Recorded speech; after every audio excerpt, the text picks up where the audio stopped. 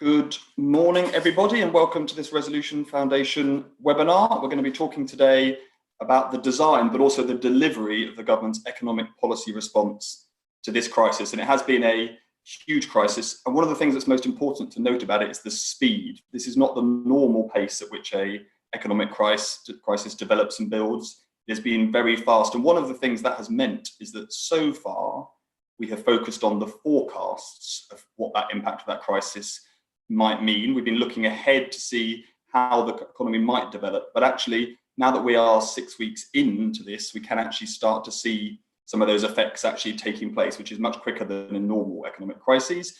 Crucially, though, that speed also means we need to get the delivery of the policy response right, and we need to monitor how that delivery happens at speed as well. So that is what we're going to cover today. My name is Torsten. I'm the Chief Executive of the Resolution Foundation, and we have a great panel to join us for that discussion. We have Mel Stride, who is the chair of the Treasury Select Committee and has been the MP for Central Devon since 2010. Then we're going to hear from Rachel Reeves, who was also elected in 2010, just to keep things simple, and is the Member of Parliament for Leeds West, and she's now the Shadow Chancellor of the Duchy of Lancaster and overseeing parts of the Labour Party's COVID-19 response. And then lastly, we're going to hear from Rain Newton-Smith, who is the Chief Economist at the CBI, who've been involved in developing lots of aspects of this policy response, particularly from a business perspective. And we're also going to hear from you, the audience. We're going to hear from you via some polls that are going to flash up on Slido. So if you go on to slido.com and you look up #economic battle plan, which is the rather aggressive title for this session, you'll be able to vote on polls, but also submit questions. We see lots of them starting to come in there. The first poll that we're going to bring up for you now is asking for your personal experience of what the biggest, so not the only, but the biggest effect of the crisis so far has been on your place of work. So that will be going on in the background while we move to the beginning for this session. The tough as it is running these webinars online, I don't know about the rest of you homeschooling and others, I think we should all have a thought for the Prime Minister today, because it's bad enough homeschooling 6-year-olds, but having a brand new baby and having just got ill and then dealing with this crisis is as bad. So no one else is allowed to feel sorry for themselves for the course of the next hour. So I'm going to kick off first of all by showing you some slides from some Resolution Foundation work. I'm going to try and show you some slides just to get us to kick us off, and then we're going to hear from Mel, then Rachel, and then Rain, and then we're going to have some time for some questions that you're submitting via Slido. So here we go. Hopefully you can see some slides in front of you. So I'm going to focus on two things here. What does the data show us is actually happening within the economy? And then what can we see happening on the delivery side so far? And it's early days, but what can we see happening on the delivery side so far? So first slide shows you an ONS survey of firms. And the ONS has done a good job of getting some quick new surveys into the field. And this is showing you British business, and it's showing you broadly that 25% of British firms say they have closed temporarily. Now, we don't have good data on how many firms have closed permanently, because those people tend not to answer surveys, obviously. But we do know that 25% have closed temporarily. That is a very big deal. And about half of firms also say they've seen really significant falls in their turnover so far. Now, most of that probably isn't a surprise to you. This next slide, though, which focuses on households, was more of a surprise to me. Again, taken from an ONS survey data. This actually just came out this morning at 9:30. So if we just focus on the top line, 70% of British households, it's households, not people, households say their finances have been affected so far by having their income reduced. Now, that is higher than I expected, but I'd raise a few things. One, we're seeing that kind of number now fairly consistently over the last few weeks from this ONS survey. Secondly, although clearly 70% of people haven't actually seen their earnings, lost their job or anything, or been furloughed, actually, if you think about it, households often have 2 people in them. We're seeing millions of people being furloughed. We're seeing quite a large number of people saying they're having their earnings cut, and we're seeing very large numbers of people having their hours cut. So actually, it is credible that we are getting towards these very significant numbers, share of the population having their incomes reduced. The good news so far, if you focus down towards the bottom of that slide, is that so far only around 13% of families are saying they're struggling to pay their bills so far. And that, is good in the short term. It could be higher given that 70% have had their income reduced. Clearly, the longer income falls last, the higher we would expect that line to go. I think that's something we need to be watching carefully. Now, in general, what that slide shows to you is that lots of people are being affected by this crisis, but clearly some are being affected much more than others, which is what this slide from a Resolution Foundation report out this week shows you. So we think there are around 6.3 million workers who are directly in the shutdown sectors. So think about most of retail, think about hospitality, and there are about 8.6 million workers working in the key sectors, principally food, retail,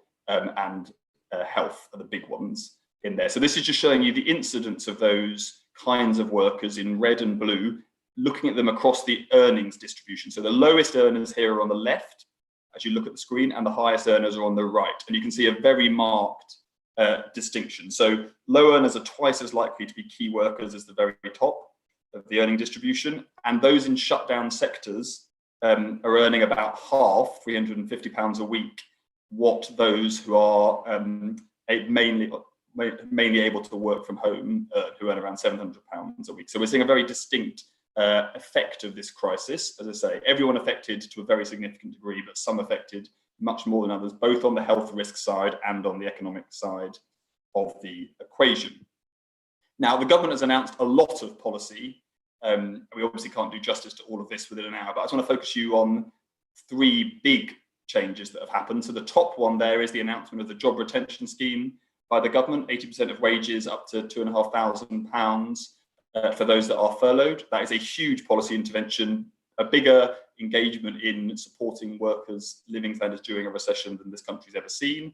The second one is government-backed loans, which we'll come back to quite a few times, I think, in this discussion, where there's been a number of different loan schemes announced.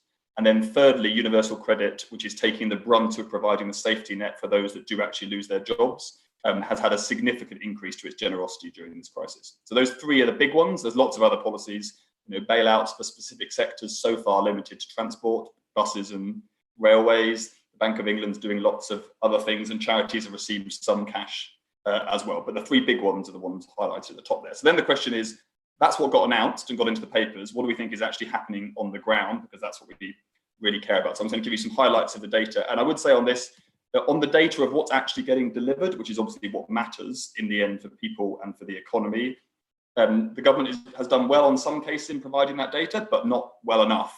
And we don't have up-to-date data, and we don't have all the detail we would need to know about how these schemes are operating. So as a plea to Mel and others, pushing the government on providing that data would be a very important thing for seeing how this crisis is developing. So the first slide here focuses on the job retention scheme. And here I just want to highlight a bit of tension, which is, so we know that claims worth about £4.5 billion have been submitted by firms, because remember, your firm needs to claim for your wages, you don't do it yourself. And that covers about 4 million workers so far. But the data we have is up to the 23rd of April, so it's slightly out of date now.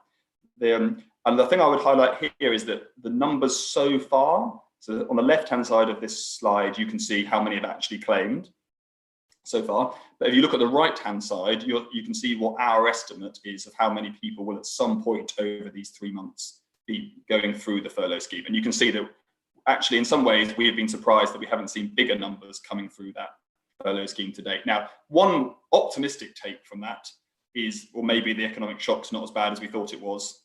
And so firms aren't furloughing as many workers. Our view is that it's just taking firms, particularly smaller firms, some time to process those claims. It's quite complicated for some. It has to be done manually, and some accountants are taking up a lot of time to actually make that happen.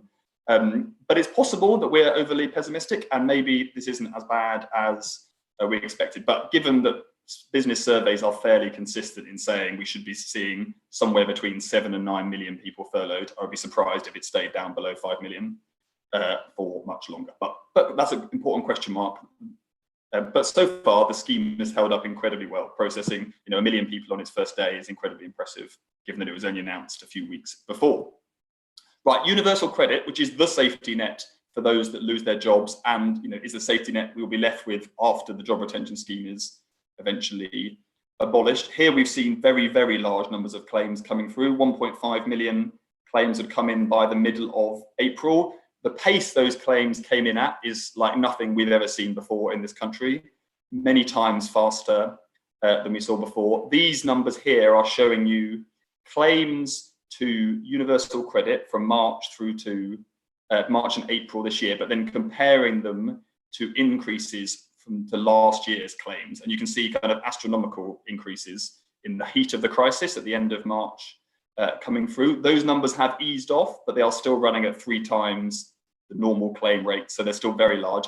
Overall, again, I think you should say the IT system within DWP, having a digital first social security system for universal credit has made processing this volume of claims possible. What we don't have good data on is how quickly people actually get the cash they need. And we don't have enough data on what the experience of people trying to make those claims was, and we'll be able to fill those gaps in the weeks ahead. Right, turning to loans, which is probably actually the hardest one to think about. So this chart is showing you the main government announcement, which is the Coronavirus Business Interruption Loan Scheme, and showing you how many claims have been made. So let's just focus on the most recent data on the right-hand side of the chart, and focus on what it's telling you is that there have been 25,000 loans roughly by the 28th of April. This data is more recent. I think there may actually have been updated data being released this morning. And that we've so far processed around £4 billion worth or 25,000 loans. Now, 25,000 businesses getting loans is good, but it's quite small compared to what we've seen in other countries. And so the question mark is, why has the take-up of loans, given these are heavily subsidised loans, been less than we expected? Some business groups have been focused on the fact that basically banks haven't done a great job of actually making this happen and aren't massively keen to. Maybe it's also because some firms don't want to take on loans when they're worried about ever being able to pay those back and what it means for the continuity of their business. So that's what we'll come back to. Now, just to wrap up then on this, these are the 3 questions we're going to focus on for the discussion after we've heard from our speakers. So the first is, what do they think about the delivery of what's going on? Some of what I've just raised with you there. Then, what are the policy gaps? Where have we, is it not about delivery, but have we just not got the policy right yet? And then lastly, how should that policy response interact with the gradual opening up of the economy that we're now about to see, which, if I'm honest, may actually turn out to be a bigger policy challenge than putting the schemes in place in the first place. So that is the order of play. Now, to take us on, I'm going to ask Mel to come in and to give us his take from the Treasury Select Committees and his own perspective on the crisis so far. Well, Torsten, thank you very much indeed. And good morning, everybody. And thank you for that very useful presentation. I thought I might start by just making reference to the OBR's illustrative scenario that it produced a little while ago, which was predicated on a couple of key assumptions. One was that we would be in lockdown for 3 months, and the other, we would have a further 3 months of gradually coming out of lockdown, but also a critical assumption that the economy would not be scarred in the medium to long term. In other words, we would have a V-shaped rebound in the economy, something which I think most commentators and economists now believe is something that's probably unlikely to highly unlikely. But nevertheless, it's worth just sort of thinking about that model and those assumptions for a moment, because what it throws up is firstly a deep contraction, 35% in Q2 of this year in GDP. But secondly, it assumes that despite the spike in debt that will occur, that the deficit and growth will go broadly back to where they were before the crisis. And of course, all of that in itself has some pretty tough consequences for the decisions that will have to be taken when we come out.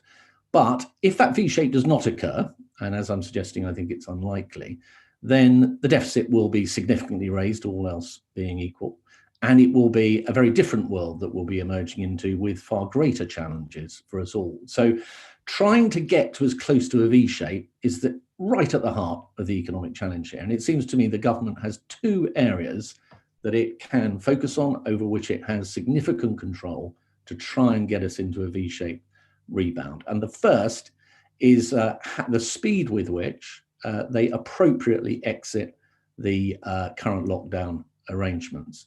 And I say appropriately because, of course, they have 5 tests, and the 5th of which is that they do so in a manner that does not result in a significant resurgence of the virus. And I think that is critical, because the economic consequences, I think, of coming out and then having to go back into lockdown or move backwards would in itself be very powerful and negative. But there'd also be another factor that would come into play that's not here at the moment, which is that there would then be fear throughout the economy that whenever the government tries to get out, it's going to inevitably have to retreat into a defensive crouch.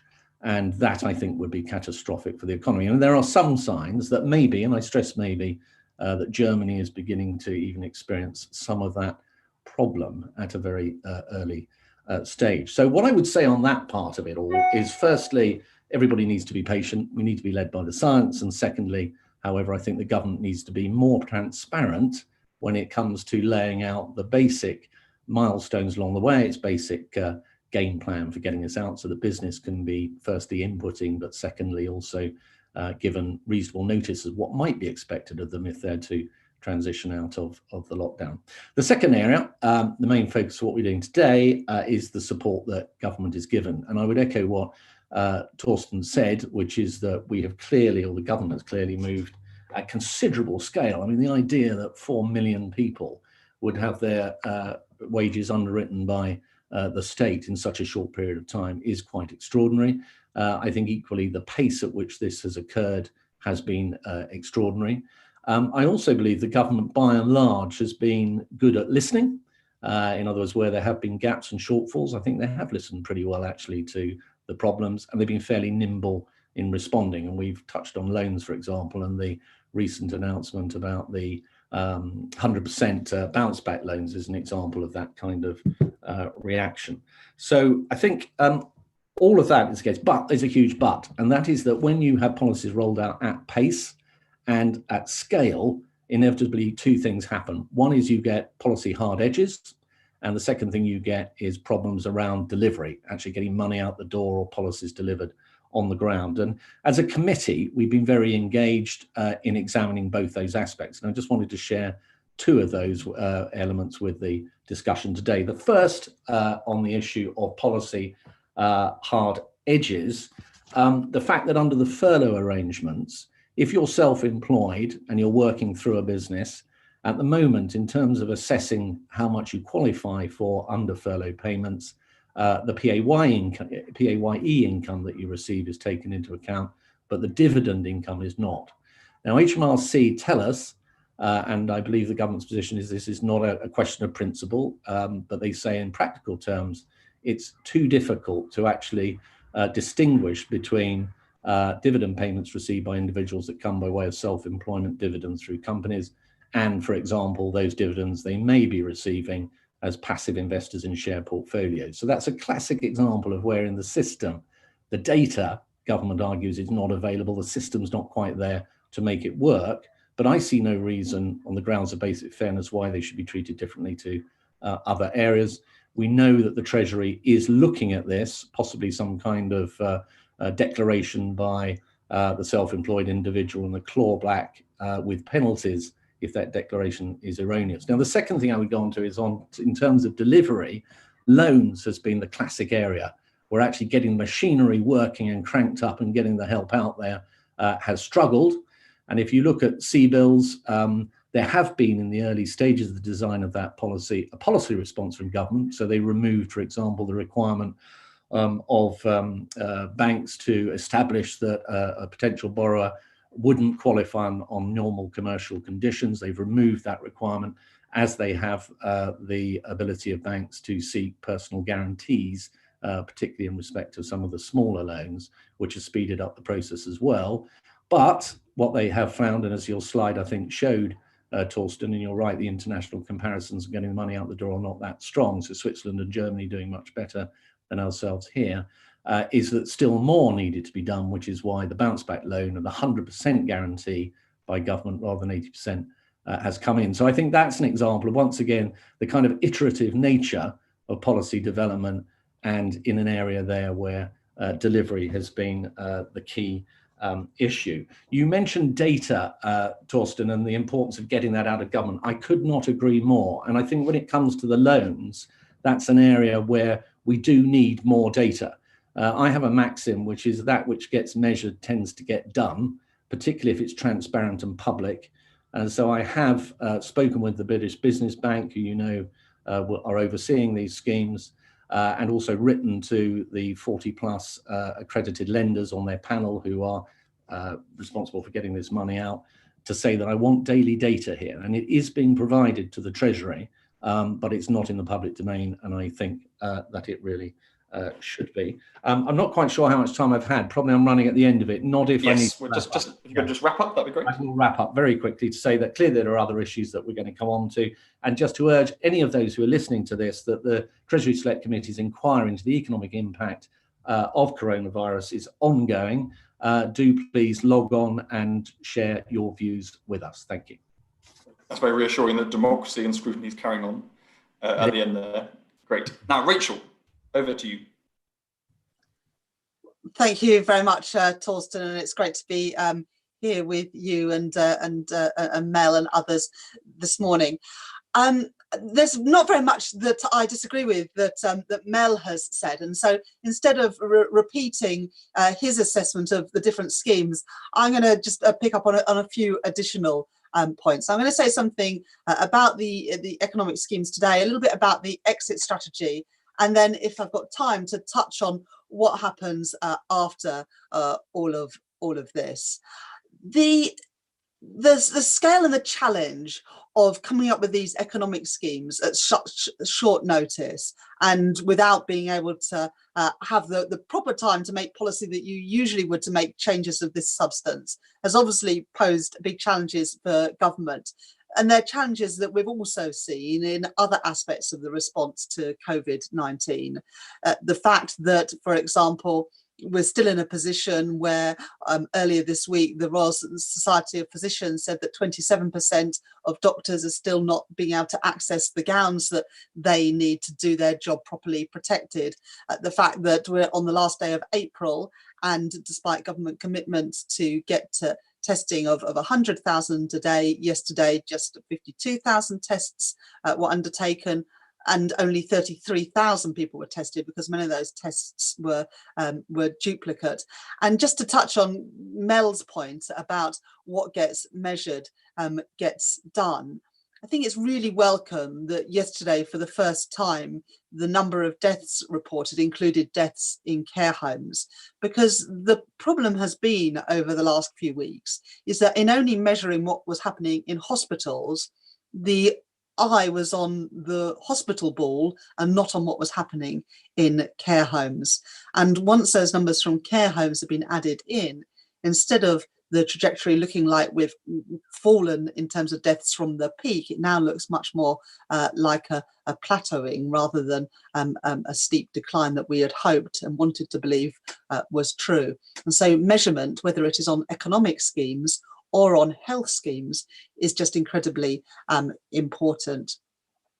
I agree with Mel about the importance and the priority in terms of economics and business support and helping workers, that we want as much as possible to ensure that the recovery from this economic crisis is a V-shaped one. However, I think realistically, that's going to be a real challenge, because it's unlikely that relaxation of the lockdown rules bring us anything like back to normal anytime soon. For certain industries and parts of the economy, whether it's airlines or trains, or if it's bars and restaurants and clubs, or the leisure sector, or the cultural sector more widely, theatres and cinemas and festivals, etc., I think it's going to be a long time before we're able to act at anything like capacity. And for many businesses, unless they can operate at capacity, it might not be worth reopening at all. And so I think the numbers published by the OBR and others are likely in truth to underestimate the scale of the fall in incomes and GDP during the whole lifetime of this pandemic. And so the economic response, I think, will also have to be longer than the government currently envisages and plans for. But the response during the next phase of the crisis is likely to be different from what we've experienced so far. And that's why being able to tweak the measures that have already been put in place, I think, is going to be incredibly important.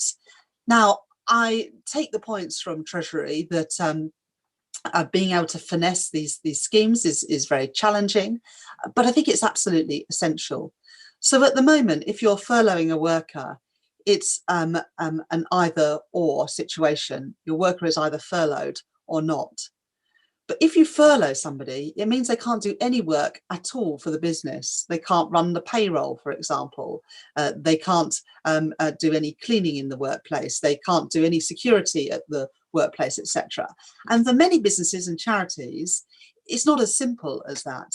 And many businesses and charities and other organisations are having to keep workers on because they need them for one small aspect of their job, even if they don't need them 5 days a week full time as they were needed previously. And certainly, as we start to, I hope, begin to exit from some of the extreme restrictions on our lives and civil liberties at the moment, those schemes will need to be finessed if they are to work. So if you're a business but you can only come back at half the capacity you were operating at previously, because only half the number of people as previous were allowed to go into your shop or into your factory or whatever it is, then I think the government need to look quite urgently at being able to part furlough workers.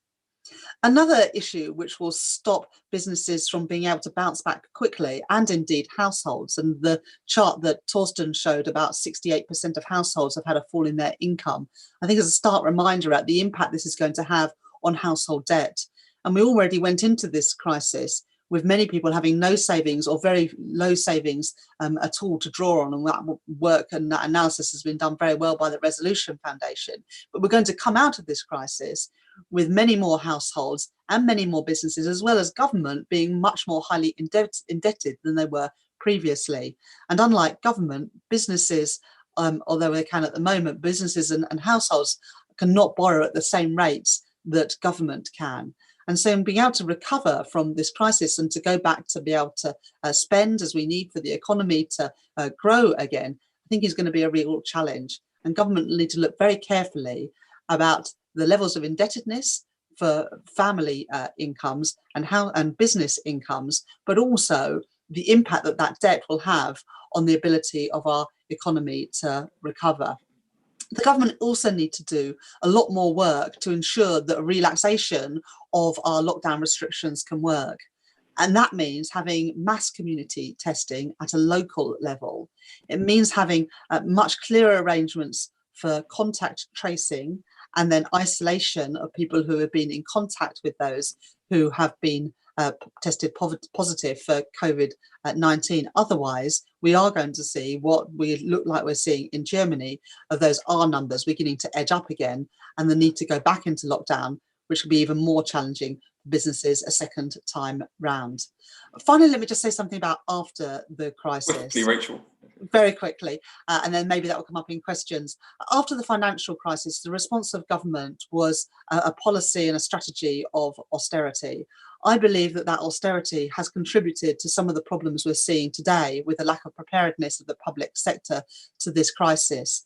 But austerity, seen at the scale that we saw between 2010 and just before this crisis, would not be the appropriate response to this crisis. Yes, government would have taken on debt, but another decade of austerity will stunt the economic recovery and will be disastrous for businesses and also homes and households.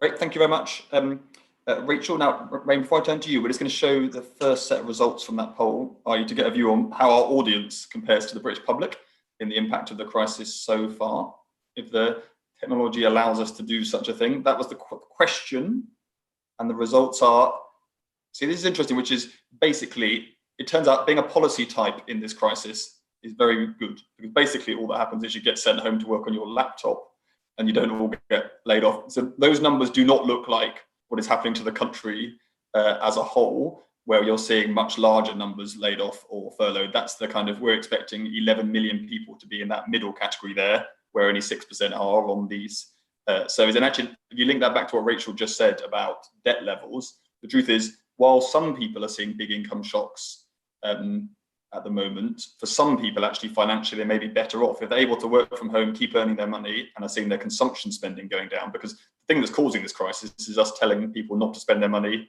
in certain sectors of our economy, which is for good reason, to save lives. But that means that some people actually will see their balance sheet position improve, while other people see it get much worse. And that is very unusual for a crisis of this kind. Now, Ray, over to you. Excellent.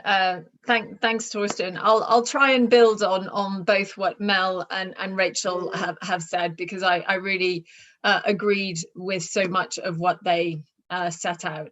And I think, it's absolutely true that what we're seeing at the moment is hugely unprecedented.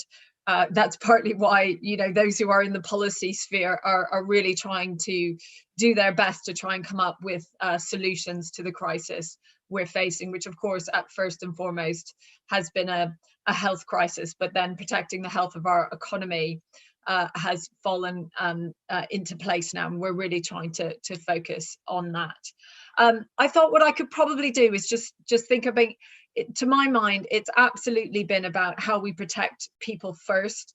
That has been one of the biggest focuses of attention. Then it's been about how we build a bridge from our economy before to where we need to be after. But I think importantly, it's now starting to shift to think about how do we learn from this, and what sort of economy and society do we want to build afterwards. And this notion of how we build better to what follows on, I think is really more and more coming into our policy thinking. It's certainly what businesses that I've been talking to are very much thinking through. So I think, look, around that sort of people first, it really does, that was about how can we protect as many jobs and livelihoods as possible through the crisis. We know there's more work to be done on that, but I think the job retention scheme has been hugely important. And I think in terms of how policy has worked, the Treasury, HMRC have been hugely responsive, I think, to listening to businesses, to talking to us and other trade organizations about how businesses are using that scheme, how it's impacted, and what guidance they need in terms of understanding how to use it. And I think that has been a huge success. Of course, the big challenge is as we pivot to where we need to be further down the line, there's definitely thinking that needs to be done. When that scheme was set up, it was necessarily set up to be as comprehensive as possible, because that's what we needed at the time. But as we start to reopen, as we start to open up our economy, I think we do need to start to shift our thinking to new entrants into the labour market, the young people who are coming in to the jobs market, who maybe already don't have a connection with a current employer. And that's where the job retention scheme is designed to keep your connection with your current employer, because that's what we needed as this crisis unfolded.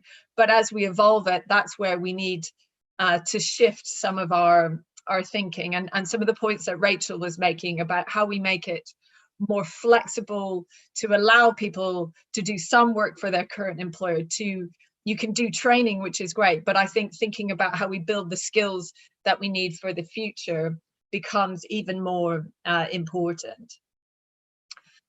The second main area has absolutely been about building a bridge to the future. The Bank of England has spoken about how we can use the loan schemes to make sure we bring as many businesses over to the other side of this crisis, because different to previous crises, this hasn't come about because there's been bubbles or other structural readjustments we needed to see in the economy. It's primarily been a health crisis, and we've needed to put in very necessary measures to protect the health of the nation, and that's had implications for our economy. And I think you're right. One of the big challenges has been the scale and speed of delivery of some of those loan schemes. And I think, again, what we've seen is the Bank of England, the Treasury have been very responsive to change those schemes as and when they've been needed. So we've had the business interruption loan scheme.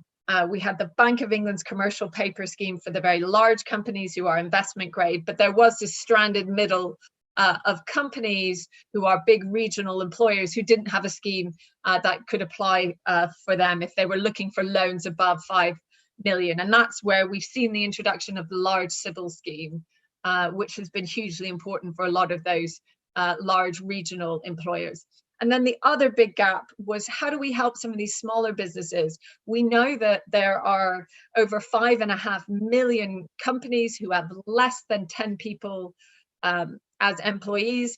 4.5 million of those businesses are sole traders or only have one other employee in that business. A lot of those businesses have never taken out a bank loan previously. They've run that business through borrowing from family and friends, their own savings. But they're a hugely important part of our ecosystem. And again, that's why the Treasury have announced these new bounce back loans. And I think the hope is by having a really simple mechanism, 2-page form, 100% guarantee by government, make it as simple as possible. We can make it easy because there is a problem with demand. Not enough people are probably applying for the loans as might need one. So that should help to ease some of the delivery, I think, in those slightly larger loans. But I think, as we've said, it's about getting that speed and scale of delivery. I think the other area that I would just highlight as two important gaps is I think there are, for some businesses, look, loans aren't going to be enough to get them to the other side. And the government have set out the grant scheme to help our small high street shops and retailers who've had to shut their doors. Those are being delivered through local authorities. Some have delivered those very quickly. Some local authorities have been a bit slower. But what we're seeing is, 4 out of 10 businesses have had to shut their doors entirely. Many of those are manufacturers, distributors, logistics firms, so many different types of businesses. And I think we do need to think about whether there is a need for targeted grant support outside of just the retail, hospitality and leisure sector. And I think particularly if we do need to see some of these social distancing measures last for longer, we're going to see that some of that distress in certain sectors is going to last for longer. And I think thinking how we support some of those smaller businesses and again, some of those regional businesses that might be really important in a specific area, but are just hugely impacted by some of the health measures we've had to put in place. So look, I think we have seen, it's been amazing how agile policy has been, but now I think we need to think about, some of the remaining gaps, but importantly, how we build for better, how we bring back as we withdraw some of these schemes, some of the things that were so important before this crisis emerged, the move to low carbon economy, how we reskill our people throughout the UK, and that all important place in our economic policy. Okay, great. Thank you very much, Rain. There's a lot of food for thought there. Now, I think what we'll do now is, if we, Libby, if you can bring up the second poll so people on Slido can start voting on that while we have a bit of a discussion. So this is the next one, which is basically asking for your version at home of what we're about to discuss, which is basically taking all of that into account. Has this so far gone better than you expected, as you expected, or worse than expected? Try to think back to what you thought when these schemes were announced rather than what you thought yesterday when you've already seen all the data. Anyway, so you give us your take on that. Now I'm just going to bring up one question as well from the audience, and we'll take a few of these in order. So first of all, this one's from an anonymous. I don't know if you can bring this up back onto Slido if we can, whoever's running here. Here we go. Right now, this is anonymous, but that means it probably comes from inside DWP reading the question. But anyway, so Mel, why don't you give us your answer to this, which is, should we take away from the fact that Universal Credit has processed so many of these claims so quickly that actually it may not have been the argument made for Universal Credit, but it's turned out that the biggest benefit of it is just having a modern IT system? So Mel, and I'll come to the others in a second. I think probably, I'm no expert on the welfare system, but probably the answer is broadly yes, because if you move to a more systematized IT led system, as we found, for example, with the administration of the furlough payments via HMRC, where there's an IT structure in place, then stuff can be moved fairly quickly. And of course, UC, or one of the major rationales for it, was simplification of a number of benefits into the single benefit. So I suspect the short answer is probably yes. Cool. That is great. Now, Rain, there's another question coming up for you from Kate, who's given us her name, which is on local authorities and this kind of how big a role they've actually got in this crisis, which, as you just mentioned, is principally in the short term for businesses about paying these grants. So what is your view? Can you pull up Kate's question, please? But I can read it out, which is, how important do you think the role of local authorities is in mitigating the crisis? So focusing on the business side of things, obviously local authorities are doing all kinds of things also on trying to get food to people and things, but on the business side of things, how is it going? Look at that. I mean, they're playing a huge role, because one of the other big challenges is making sure that businesses know what support is available. And I think local authorities are partly playing that role in helping businesses understand what support is available. We're certainly trying to play our role. I think one of the big challenges with local authorities is they are dispersing a lot of the grants that go directly to the small businesses. That's related to businesses' rateable value. We know that some local authorities have done brilliantly at getting them out there. So I think it was Winchester, Cleveland, and some other local authorities had, even a week or so ago, had dispersed 99% of the grants that were available. But then actually local authorities in some of my local areas, so South Oxfordshire, Slough, I think some of the councils around Birmingham had been a lot slower and had only dispersed around 11% of those grants. But as you can imagine, if you're a small cafe, a pub, a hairdresser, and you've had to close your doors, having those £10,000 to get you through this crisis is hugely important. So the speed at which that money gets to the businesses that need it is hugely important. Of course, the challenge for local authorities is, like all of us, they're hugely challenged by staff shortages, by staff who are working from home, who are sick, and then also the demands on their services has gone up hugely, and social care obviously is one of the so there has been some more funding for them, but I understand the challenges they're facing as well. And then Rachel, why don't you bridge us from this delivery question into the policy gaps question, but the focus on the loans and the relative low levels we've seen coming up? Is your view that is because of delivery problems, i.e. banks being slow, or the nature of the policy, how it's been set out, or is it because basically loans aren't the answer to this crisis because firms don't want to have a loan that's so big they can never pay it back? What's your take? So I think there is a demand and a supply issue. So I think that the demand is not as high as government thought it would be, because if you can't see a way through this crisis of your business, and you've no idea how long you're going to be closed for, then you can understand that businesses don't want to take on additional debt at a time when they're worried about their future, especially seeing that unless the loan is less than £50,000, you will also have to put forward some form of guarantee.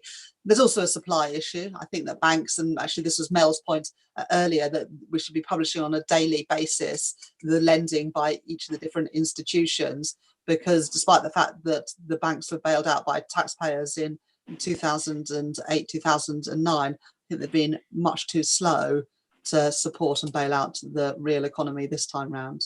Great. Now let's focus on policy gaps. Now, we covered quite a lot in the opening, so I don't go through all of them, but if we just bring up Lizzie Walmsley's question, and Mel, why don't you take this first of all, which is basically, in terms of who this crisis is affecting, we know that younger people lost their jobs at a higher rate more quickly. We know from history that younger people have done worst following crises in general.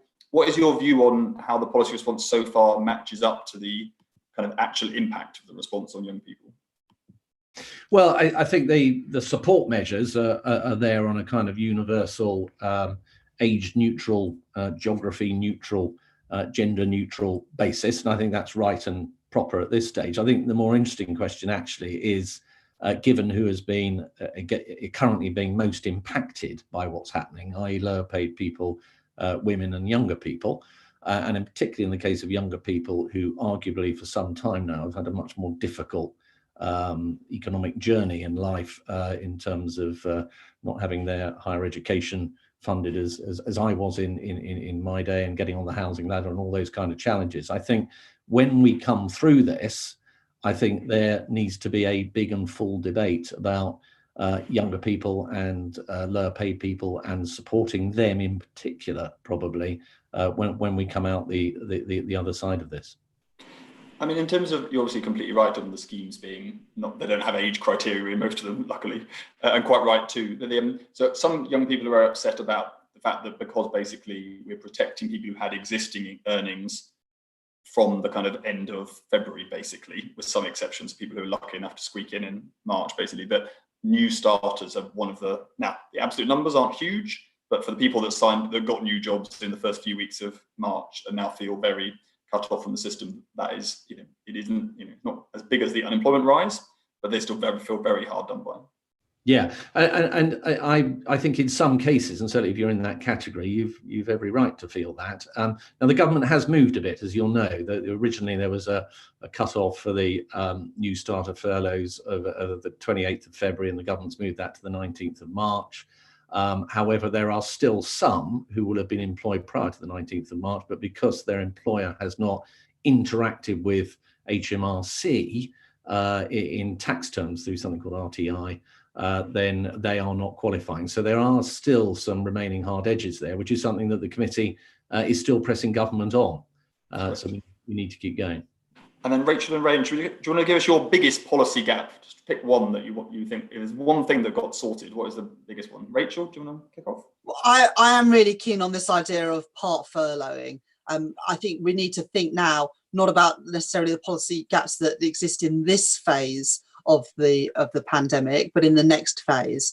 And if we're going to be asking people to come back in some phased way to work, or in some workplaces, that's unlikely for a lot of work to be full-time and at the capacity it was before. So what ability and what support will there be for a part restoration of work? And Rain, what's your top gap to be filled?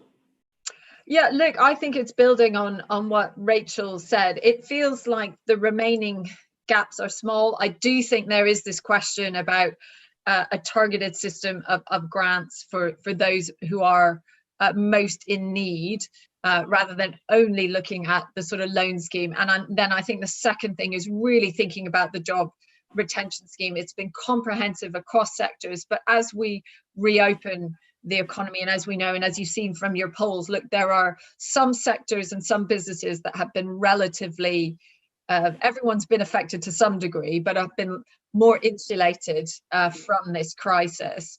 And there are some who will be impacted for much longer. It's very hard to see, our pubs, some small hotels opening up and being able to return to normal in, over the next few months. So they might need support for longer, but businesses and professional services, I think, can adjust to the new normal much more easily. And I think one of the challenges at the moment is the existing system doesn't have a way of differentiating between sectors. But I think, to my mind, the big issue is how do we keep the flexibility and the generosity of the job retention scheme for those who need it, while, help gradually moving businesses and sectors away from it as we start to that all-important revival phase.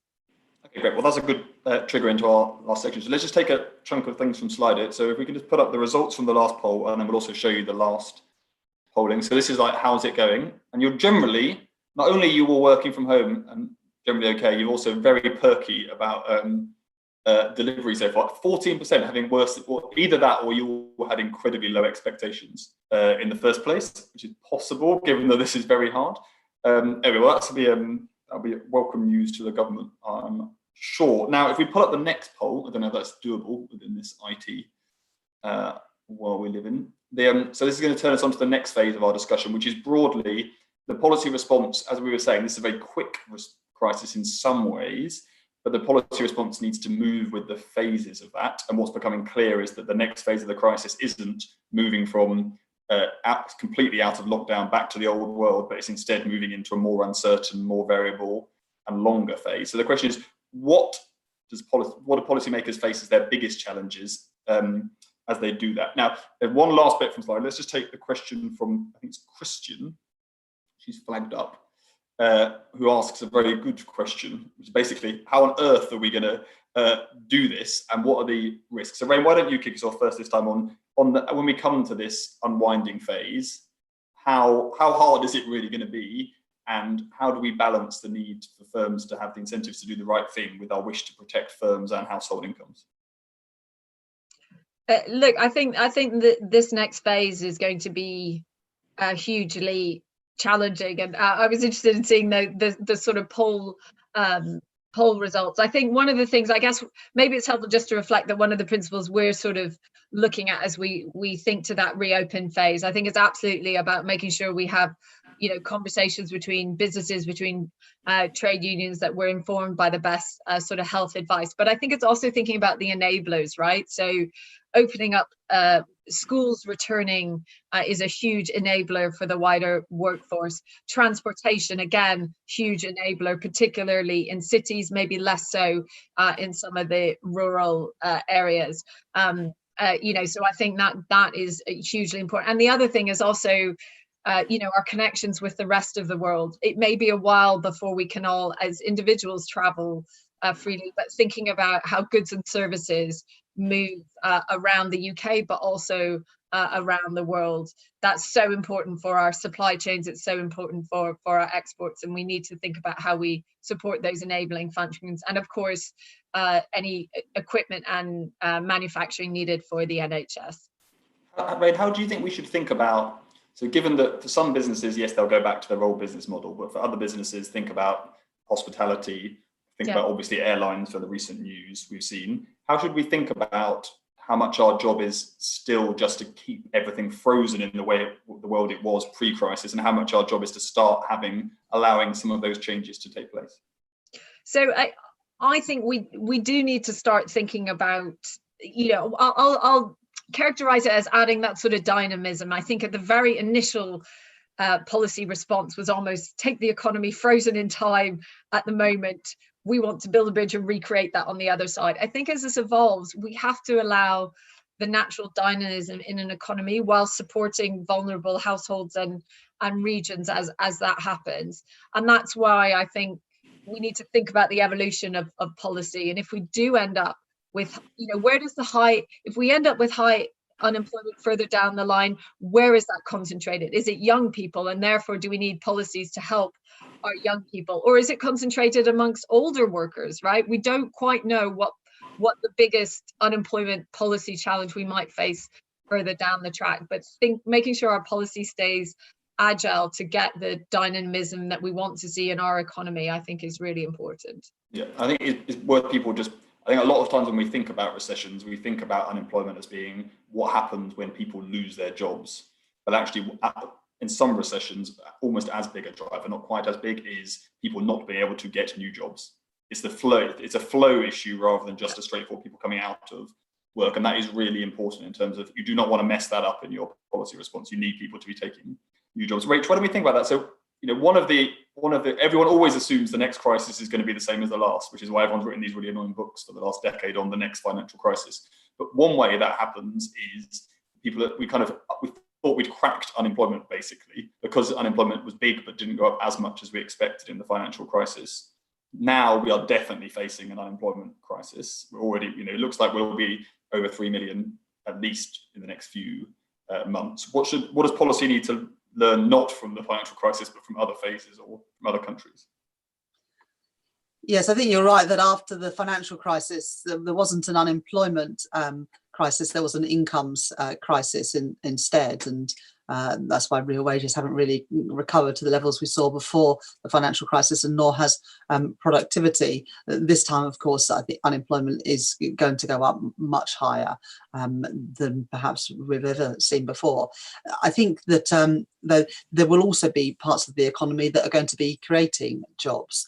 For example, just during this crisis, the supermarkets have been recruiting, the food manufacturing sector and farming sector have been recruiting. So it's about ensuring that people have the training and the skills and the support to be able to access new jobs.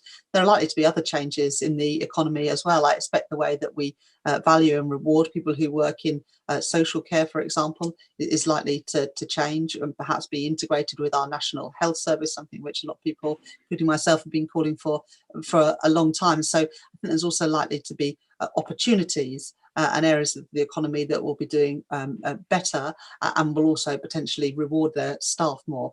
We've found during this crisis that the key workers, those who work on the front line, are often taking the biggest risks, rather than the chief executives who are able to work from home and de-risk themselves during this crisis. And I think it is right that as we come out of this crisis, we don't forget who those people are, and they have been underappreciated and undervalued. And I think it's time to change that. So I think there need to be some structural changes in the economy as well, which may give opportunities for new jobs with better incomes in the future.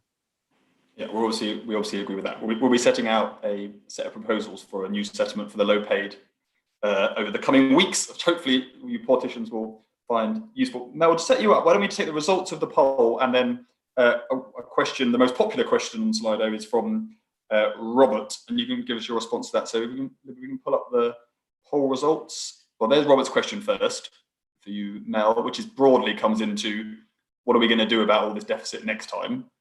And that is really interesting.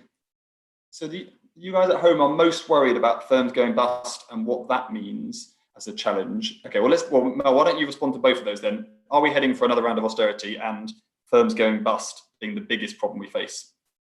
Okay, so politics is the art of the possible, and I suspect the public appetite for cuts will probably be rather lower than they have been even in the past. But that doesn't mean to say that we can just borrow what we want. And so the question that's hanging in the air, getting back to our V shape or L shape or whatever shape it's going to be, is what state are the public finances going to be in at the end of this? At the moment, we've been able to get out there and issue lots of gilts and borrow lots of money to get us through, with the odd wobble. But at the moment, the rest of the world seems to be prepared and investors prepared to lend the government money at very low rates. If we're in the scenario where we're way off a V shape and we have a massive deficit and we're not able to go out there and borrow at the kind of rates that we want, then I think we'll be much more constricted on spending than would otherwise be the case. I think in terms of what we need to do to address the employment issue is we've got to have the most pro-business environment that we can possibly generate within the constraints that we're going to face. And I wouldn't rule out, if unemployment goes absolutely off the scale, central government interventions. I mean, look historically back to FDR and the United States and some of the interventions there. If we are literally back as a world economy to the kind of depression of the 1930s, then I think all bets are off and everything is on the table, would be my observation. As to the slide, it's exactly in line with the way I ranked it, actually, which was firstly, that I think the biggest challenge is actually going to stop firms going bust. As to the previous question on furloughing and how you withdraw that, part of it will be affordability. There have been some estimates that furloughing could end up costing on an annualized basis as much as we spend on defence. I mean, these are colossal sums of money. I think we need to look at when we withdraw furloughing, we might have a different approach, for example, towards some of the more exposed sectors like leisure and hospitality and retail. But within that mix, we need to take an assessment not just on how vulnerable they are, but also how important strategically is that they are kept alive and what the social value is of them being kept alive and supported. So that's all quite complicated. Yeah, I can't remember what the other two things were on the slide. So it's furlough. I think we promised people we'll release them for their lunch just after midday. Yes, so why don't we take Rain and Rachel? Why don't you give us the one thing that you're, given that Mel got very depressing there about 1930s levels of unemployment, why don't you give us the thing you're most worried about for the next phase, and then we'll wrap up. So Rain, over to you. Maybe I'll just pick up on something I don't think we've talked enough about in the recovery phase, but is partly how do we encourage businesses to invest? Because I think generally when you see recessions and shock, obviously all of us, our natural instinct is to pull back on some of those long-term investments. So a really good illustration is look at our car manufacturers who are under huge pressure at the moment. You know, you speak to some of those FDs, they want to continue to be investing in electric vehicles and ultra low emission vehicles. How do we make sure our policies are in place to encourage the investment we want to see happening by businesses? And then also when we're looking at support to demand, that those are aligned with the move to a low carbon economy, with reskilling our economy more broadly, rather than just, you know, looking at what, you know, falling back onto sort of old ways and just sort of saying, look, we're going to prioritize combustion engines. I think we need to think further down down the line with some of our policy design as it evolves. Some investment and some productivity would be a good idea, because we've never increased debt at the level we are about to outside of wars. And the way we've got rid of it afterwards is having some growth, which we haven't really had any of for the last decade. And I guess just very briefly on that debt point, interest rates are low. We can probably tolerate a higher level of debt. The bit we do need to get working is investment and productivity. Great. Rachel, last word to you. I think on a similar vein to what Rain said, to boost productivity and to grow our economy, we need people to take risks and innovate. I think that there's a risk that the appetite to do that will be lower after this crisis, and there'll be many businesses and entrepreneurs who have taken risks and who will lose everything through no fault of their own. And so I think the points that Mel and Rain have made about ensuring that there's a conducive environment for businesses to grow, to start and then grow, will be really important. Great, thank you very much. That's good to finish on British business from all three of you at the end. Look, can everyone that's at home give the panel a virtual clap for their thoughts today? Thank you very much indeed. We covered a lot of ground in an hour, even though we're slightly overrunning. And can we also thank our audience for tuning in, especially those of you who are actually engaged in delivering the policy and the delivery response that we are all talking about here. Doing it is more important than talking about it, so please do keep that up. If you're not involved in doing that, well, then you can get your ideas into the Treasury Select Committee or into the Resolution Foundation instead and do something useful from home. So thank you all for joining in today. Thank you to our panel, and have a good day, everyone.